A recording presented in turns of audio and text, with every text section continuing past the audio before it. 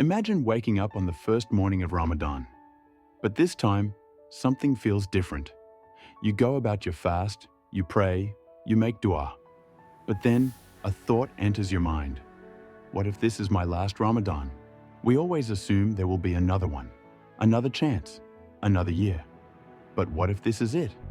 In this video, I want you to pause, reflect, and make this Ramadan the one that changes everything. Time is a gift we take for granted. Right now, millions of people who were with us last Ramadan are no longer here. Some thought they had another year. Some planned to do better this time.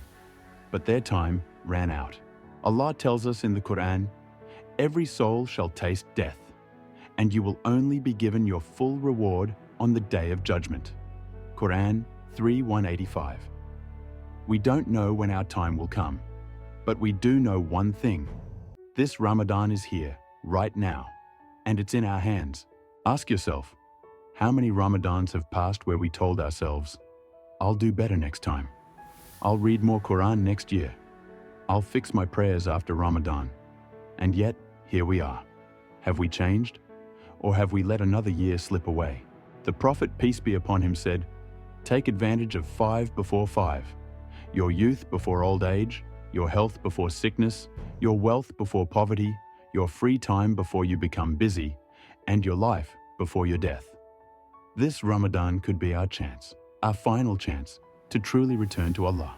If you knew that in 30 days, your book would be closed forever, how would you live these days? Would you let Fajr slip away? Would you rush your Salah?